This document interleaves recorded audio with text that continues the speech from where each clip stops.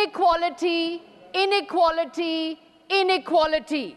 This is the fundamental crisis facing our country today. This inequality crisis has not been addressed by this budget, nor has it been addressed by the previous 10 budgets of this government.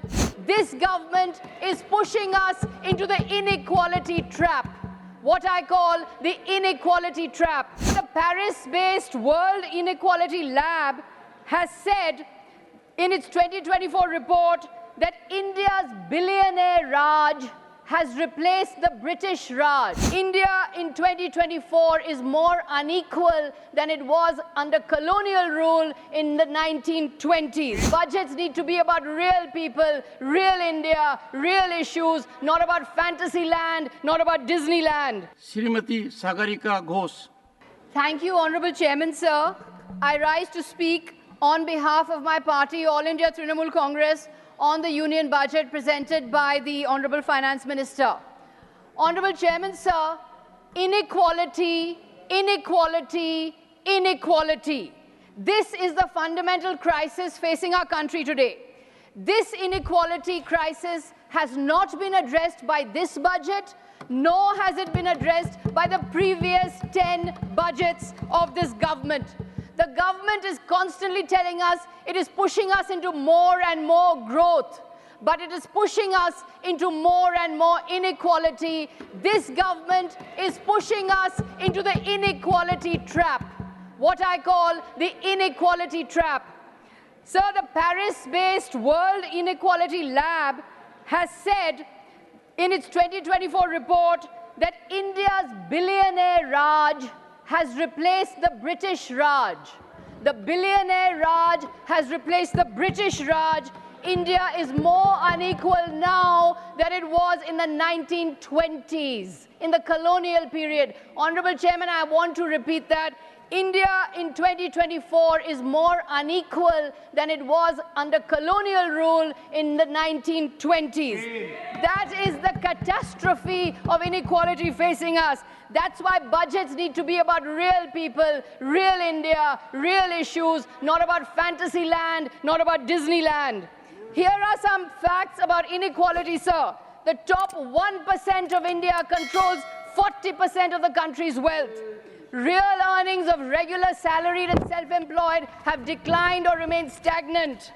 The Honorable Finance Minister claimed that GST has benefited the common man. But, sir, the truth is 67% of GST is paid by the poorest 50% of India. India is a country where 800 million people, sir, still depend on free food. The budget needed to address this inequality trap. It needed to tackle the inequality trap. It has failed to do so. I want to present 5 examples of the inequality trap. The first, the inequality trap with regard to states.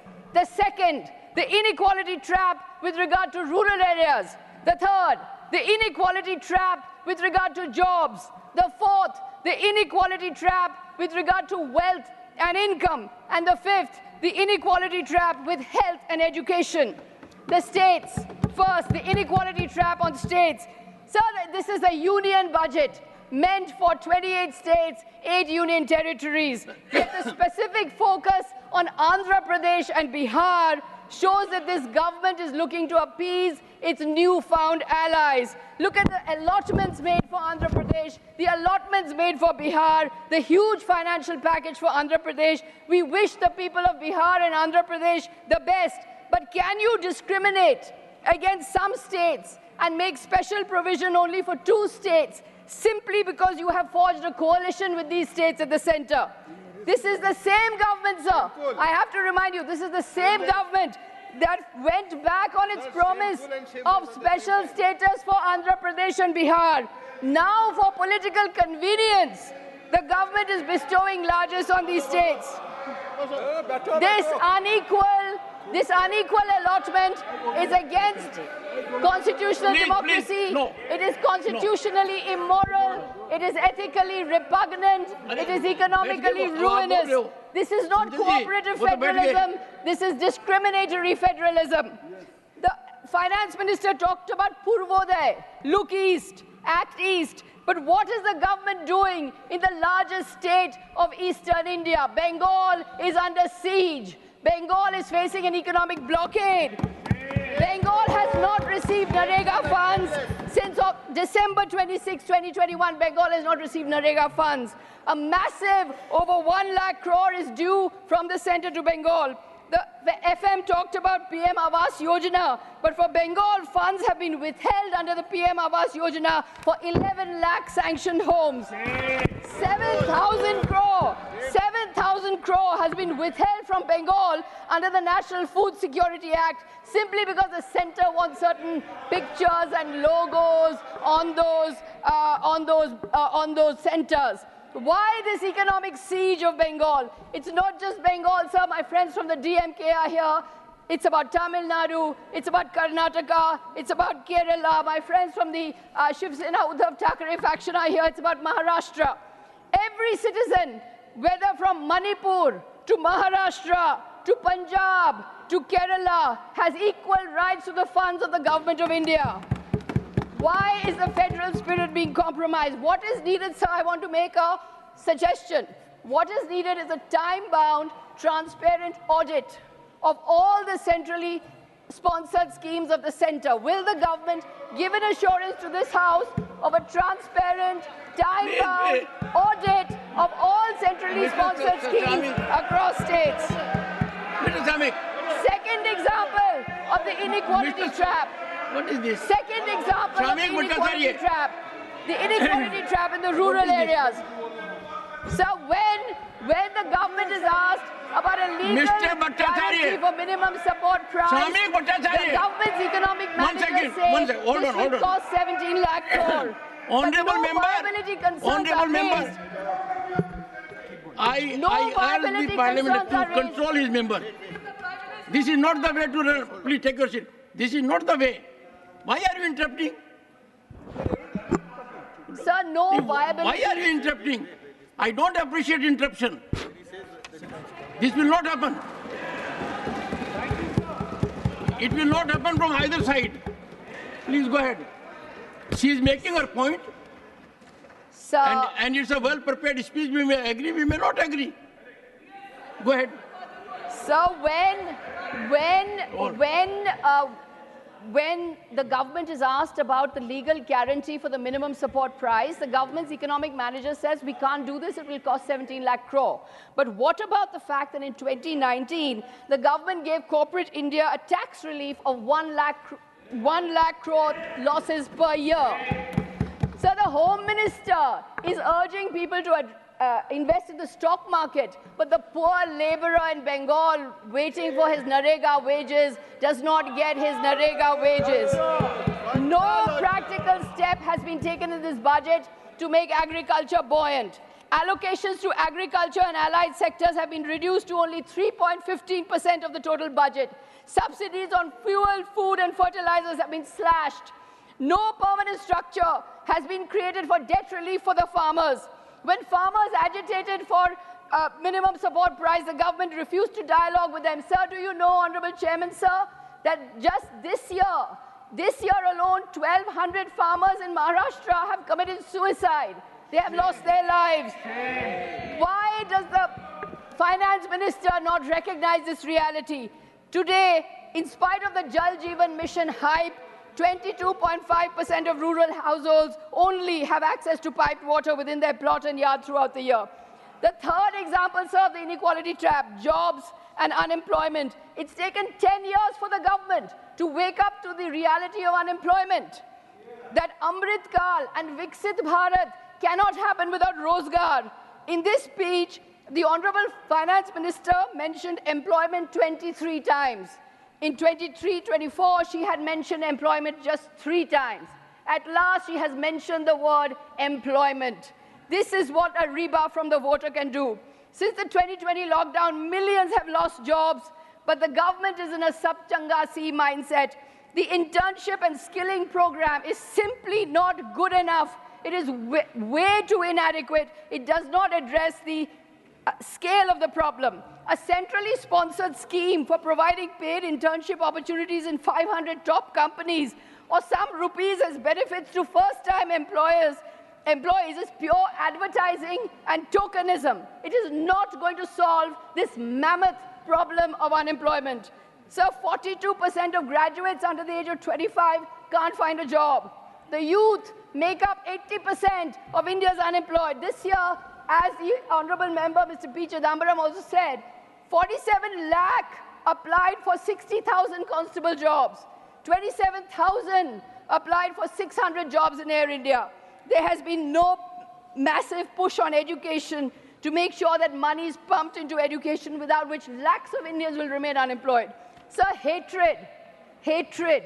religious hatred is bad for the economy. Religious hatred cannot produce growth. Recent orders were given to deny livelihoods to people on the basis of food habits. This Supreme Court has struck it down, but India can only provide jobs when we build social harmony. Joblessness is very high among the disadvantaged communities, among Dalits, among Muslims, other privileged groups. Joblessness is skyrocketing. There is nothing in this budget that provides an assurance that the government of India is standing by India's most disadvantaged citizens. There is nothing in this budget. This brings me to my fourth inequality trap, the inequality of wealth and income. The government talks of competition, but we only have oligarchy. We have a booming airline industry, but 2 operators of note. Over 1 billion mobile subscribers, but only 3 telecom companies. Sir, the rich have lavish celebrations. The rich have lavish weddings, lasting days, but only 50% Indians can afford 3 square meals. We are at 142 out of 197 in per capita income. The biggest catastrophe of this government, sir, has been the systematic destruction of the MSME sector. According to the government's own data, more than 35,000 MSMEs have closed down since the COVID pandemic. How does the government intend to address the income gap when those who are the most vulnerable to changing economic tides are the least protected? What protection is there for MSMEs in this budget? None. There has been no change or relief on the 45-day payment rule, which is hurting MSMEs as it is leading to cancellation of orders. Other than a sketchy sentence on rationalizing GST rates, no specific measure has been outlined in this budget for the revival of MSMEs. What stops the government from cushioning MSMEs the way it is cushioning India's top corporates? Incomes will not rise until the unorganized sector is given the greatest, the top, the foremost priority. Prioritize the unorganized sector now. Do it now. To add to the woes of the ordinary citizens, sir, the budget has abolished the benefit of indexation, which now means a huge tax burden on all assets acquired before 2001. The burdens of real people have only increased. Wage earners and salaried taxpayers have been given little relief. 3 words are not mentioned in this budget, sir. 3 words: railways, minimum support price for farmers, and Manrega. Why has the finance minister not mentioned these 3 words fundamental to the real people of India: Manrega, railways, and the minimum support price? I propose, as a solution, I propose a dignity index. Let the government create a dignity index to measure how many are living a life of dignity and aim to create an economy where the maximum number can live a life of dignity. So the inequality trap is my 5th inequality trap of health and education. Stagnating or declining allocations to health and education, health at 1%, education hovering around 2%. In this budget, health and education allocations have only gone down. Sir, a shocking statistic for you. The UNICEF has said that India is the 2nd largest country with 0 vaccinated children. In 2023, 1.6 million children did not receive any vaccine at all. A UNICEF report says India is the 2nd largest country of 0 vaccinated children. On education, the state of education report says that 25% of 14 to 18-year-olds, sir, 25% of 14 to 18-year-olds cannot read class 2 texts. An 18-year-old cannot read a class 2 text.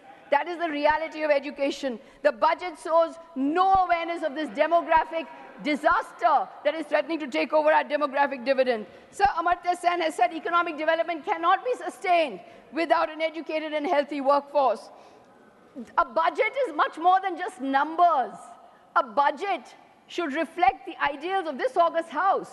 This august House reflects the ideals of the Constitution of dignity and equality of all. Yes. In Bengal, we are respecting dignity, but the government is not. The government needs to wake up from its bubble and smell the coffee, or rather the chai, but without sugar, because Indians cannot afford sugar. So we were wanting a budget for the people. We have got a budget for the privileged. This budget, the budget of 2024, remains trapped in the inequality trap.